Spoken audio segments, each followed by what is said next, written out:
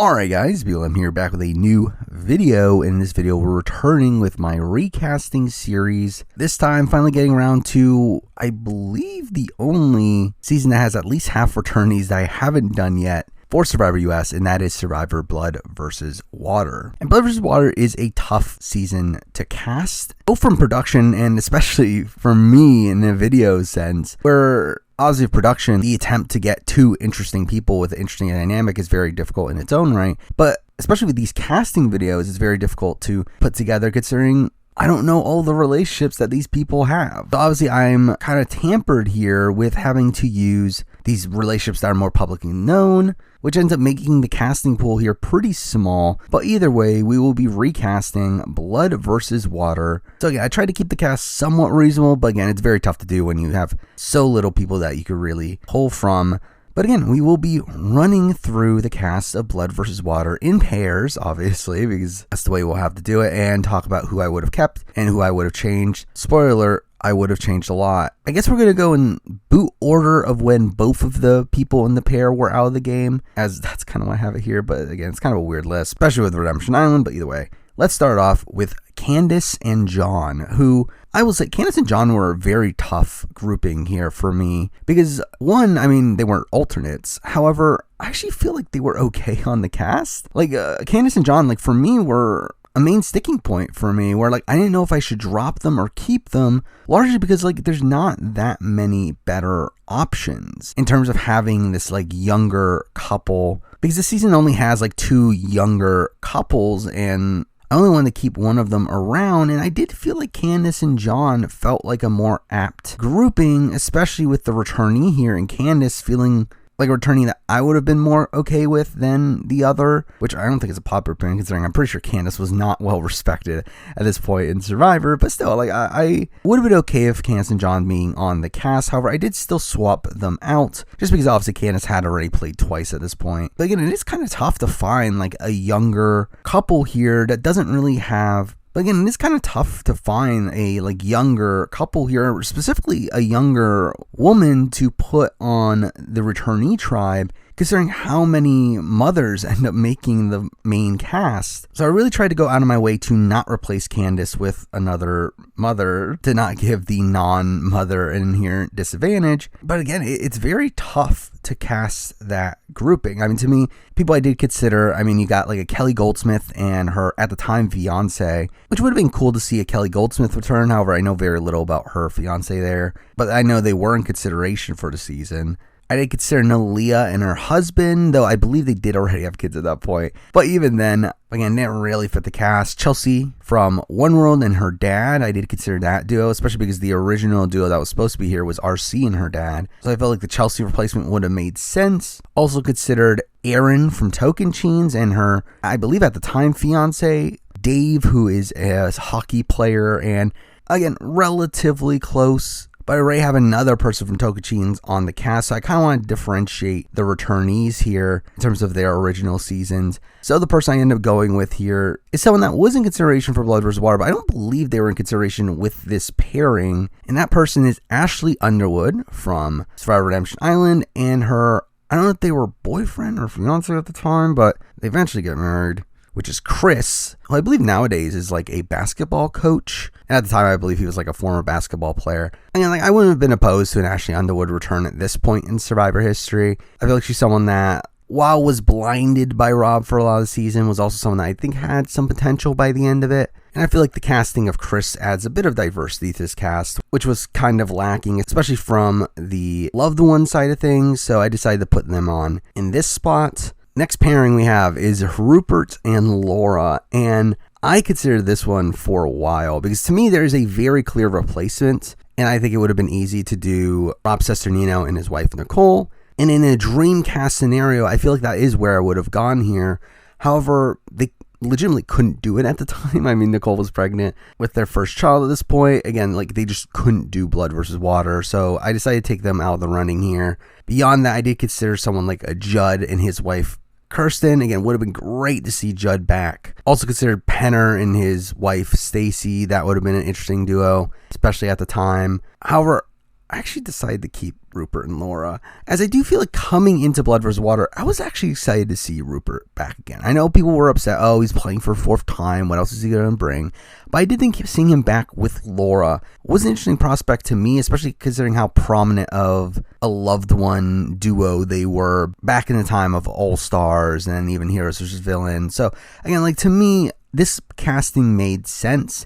Now, obviously, after the fact, after seeing the season, like, I have no real interest in it. However, I'm thinking of like where I was before Blood vs. Water, and I do feel like this is the choice I would have made. I think I would have kept Rupert on the cast. So I did go with it, but again, I would have for sure swapped with Rob and Nicole had that been an option. And they also would have like for sure been had some other players from the original All-Stars, which there was a point where there were 5 people from the original All-Stars on the cast. And if that had been the case, obviously I would have dropped Rupert and Laura first. However, that didn't end up being the case. So again, kept Laura and Rupert on. Next pairing we're moving on to is Aris and Vetus. And while I wouldn't have been opposed to seeing Aris back, I do remember I was just like kind of whelmed with Aris's return here. I think what made it more exciting to me was how prominent he was in like the RJP community at that point, which he like displayed more understanding of the game. I think that was like the main thing that kept him interesting. However, at the end of the day, again, like, I think I would have still rather seen other people more. So because that, again, other male duos that I did consider here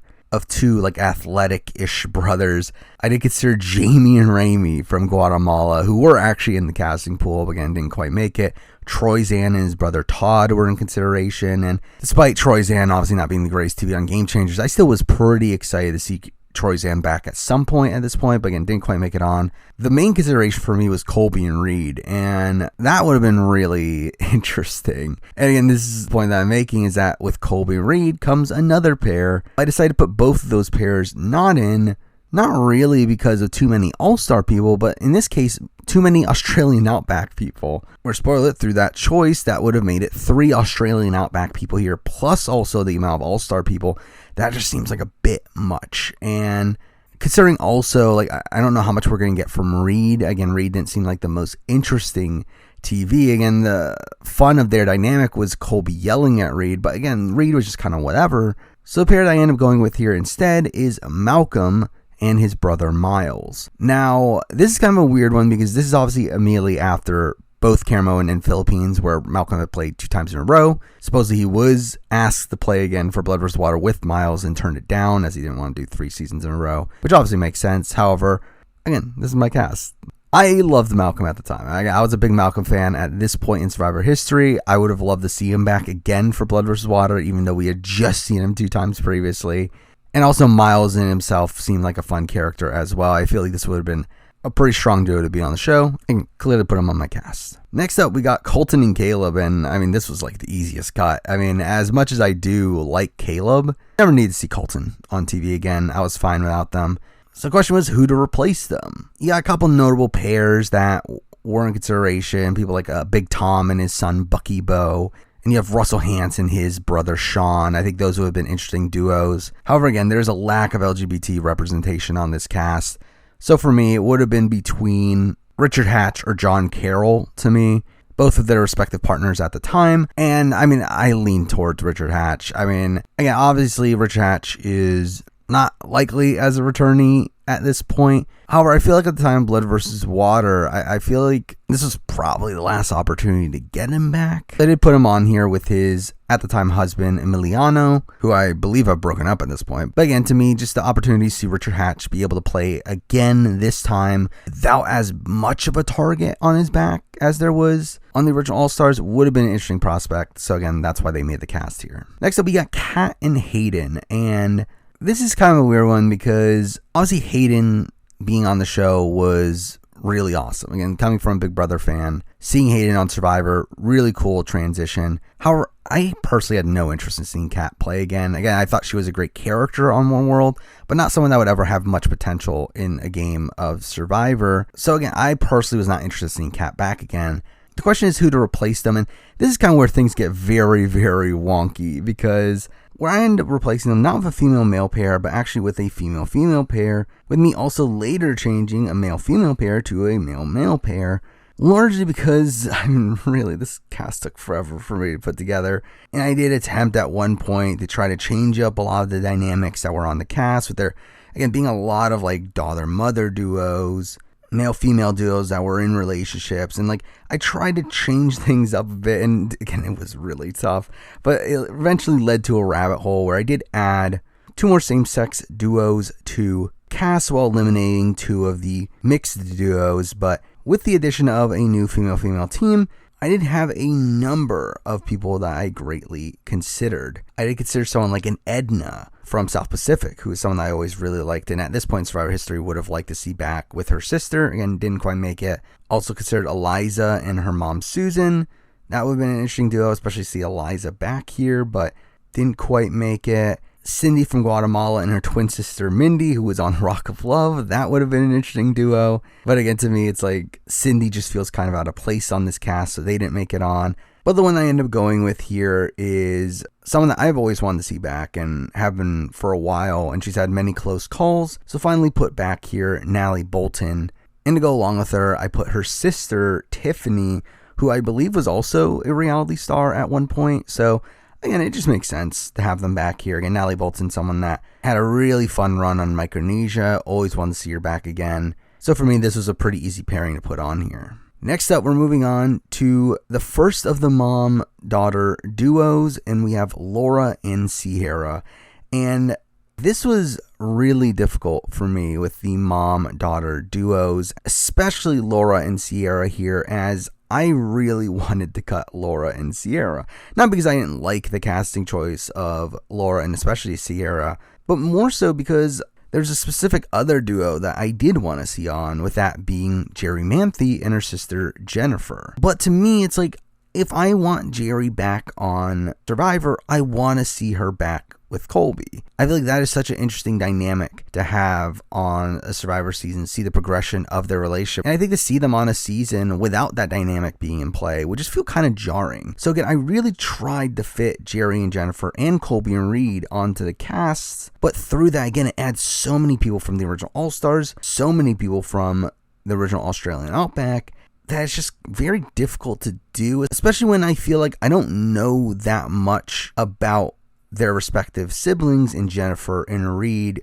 to constitute cutting people like a Richard Hatch or cutting Rupert and Laura, or the next pair we'll be talking about over. So again, I did have to cut them, and through that essentially left Laura and Ciera on the cast. Now again, I did try to not put them on the cast because I did try to replace them with Natalie and Tiffany, but then that would add the question of who replaces Kat and Hayden at that point, because if I take out a female-female duo there, that means I have to take out the next male-male duo I have to talk about, or at least one of the 3, which all 3 are 3 that I do really well on this cast. So again, I really couldn't cut Laura and Ciera here if I wanted to keep all 3 of the male-male duos I wanted to keep on this cast. So again, it was a bit difficult. I mean, like, I did consider Holly and her daughter Alex, but to me, it's like, again, like, I would have rather probably seen Laura Moret and Ciera than them. So again, I did keep Laura Moret on. Again, I'm not opposed to a Laura Moret return. It just feels kind of jarring of keeping Laura Moret on this cast when I'm cutting like an Aris and a Candace and some other people we're going to be talking about that I probably would have rather have seen more. And next up, again, the final female-female pair to talk about is another one that I kept on the cast. We have Tina and Katie. And I mean, to me, they were pretty much locks. Again, like, I felt like it was pretty difficult to cut Tina and Katie. Again, like, I considered, like, if I were to swap Tina and Katie out for Jerri and Jennifer and then put Colby and Reed on the cast, and all these other things that would switch a whole bunch of things around. But at the end of the day, like, I was excited to see Tina and Katie back on this season. Again, seeing Tina, the second winner of the show, the first female winner of the show, back on Blood vs. Water was really interesting. To see her with her daughter that we saw back in her family segment, all the way back in Australian Outback, it was just such a fascinating concept to me. And like, while, I mean, Katie didn't turn out to be the most dynamic player in the world, to me it was still enough to put him on the cast. Again, I definitely feel coming into Blood vs. Water, I would have been really secure in them being on this cast. So again, I left them on here. Next up, we're moving on to Gervase and Marissa, and this was tough because, like, again, like, I would have loved to see Gervase back. Again, seeing Gervase from the original season all the way back here in Blood vs. Water 26 seasons later, that's an interesting concept. However, I mean, I already have Richard Hatch on the cast, and I feel like that kind of represents Borneo enough to me to where, like, is Gervase really necessary? Now, again, I did like Gervase and Marissa on this season. I think they both added quite a bit. But I did always feel like their dynamic of being an uncle and niece just felt kind of random on the cast. And I feel like it was a more natural progression for this to be the team that I change into a male-male team. And with that, add in a father and son. With that being another person that I would have loved to see back.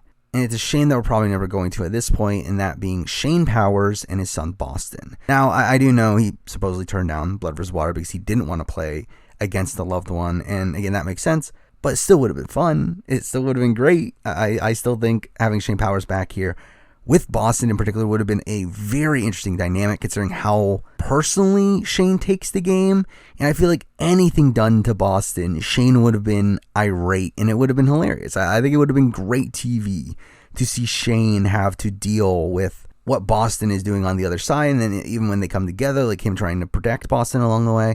I think that would have been fascinating TV. Again, like, it would have been great to see Shane back here, with, to me, that being one of the more fun dynamics on this cast. Next up, we're moving on to Monica Culpepper and Brad. And again, like, I thought Brad Culpepper made the pre-merge of this season. I think Brad Culpepper's incredible TV. And even Monica, again, like, had a great arc over the course of the season. However, why were they back? Again, like, to me, it was a weird casting choice. Again, obviously they won Monica back for Brad, and that does make sense, but really, to me, Monica was not on my radar coming into Blood vs. Water, someone that we need to see back. So again, I had replaced them, and to be honest, there's a lot of pairs that could replace them, a lot of pairs even with athlete husbands that could replace them. I mean, I considered Heidi and her husband Danny Boatwright and her husband Casey. I considered Stephanie LaGrossa and her husband Kyle Kendricks, who I believe I did cut them because Stephanie was actually pregnant at the time, but really, I mean, for me, this was a clear-cut one. I had to put Taj and Eddie George. I feel like this is a duo that, again, would have been fascinating to see on the show. We already saw their dynamic on Token Chains, where Eddie does come off as a pretty fun figure there. Obviously, seeing the return of Taj would have been really interesting. Now, in a realistic scenario, I would worry about how into the game they would be, because to be honest, I don't really see much incentive for them to really even want to come back. But again, screw it. It's my list. I'm putting them back. They're on the cast here. And finally, we're moving on to the final pair here in Tyson and Rachel. Obviously, Tyson being the winner of the season. And straight up, I cut them. Again, I do love Tyson. Tyson's a great character. I think he's a solid player and really demonstrated that on this season. However, I don't think I would have needed to see Tyson back at this point. I think I would have been fine. I think like an Aris to me, like Tyson was someone that, yeah, it was cool with him being back. Again, like it was cool to see him talk about the game strategically on RGP and then see him actually execute it on the island. But at the same time, it's like not really my number one choice. And also it's like Rachel to me just isn't that interesting of a casting choice in general. So again, who to replace them with? To me, there were two major considerations. I mean, I kind of considered like Lex and his wife, Terry and his wife, JT and his, I believe, girlfriend at the time. But I mean, the main considerations for me were Yule and his wife Sophie, which I think would have been great to see Yule back here. However, at this point, he had like just joined Facebook. I feel like he would have been too busy for a realistic scenario. And while I could have put him on, again, I just feel like the other option was someone that was a bit more open at this point in Survivor history. And also would have been interesting to see back here, considering he never really got the opportunity in future seasons. Here I am putting the winner of Survivor Fiji. We have Earl and his wife Shelly. Where again, I mean, seeing Earl back would have been really fascinating to me. Again, Earl is someone that to me played one of the best games in the history of the show at the point that he won, and that was just based off of natural instinct. Like, he never watched the show in his entire life and was someone put on the cast at the last second. I think seeing him at this point, having watched more of the show, having more knowledge of the game, would have been a really fascinating dynamic to see here. And I'll be honest, I don't know much about his wife Shelly, but to me, if that's the price of admission to have Earl on the cast, in a position where, like, again, having Earl on here doesn't really contradict with any other casting choice, it was an easy pick for me. Earl made it on here. So there we go. I mean, that's my recasting of Survivor Blood vs. Water. On the cast here, I do have Earl Cole and his wife Shelly. I have Taj George and her husband Eddie. I have Shane Powers and his son Boston. I have Tina Wesson and her daughter Katie. I have Laura Moret and her daughter Ciera.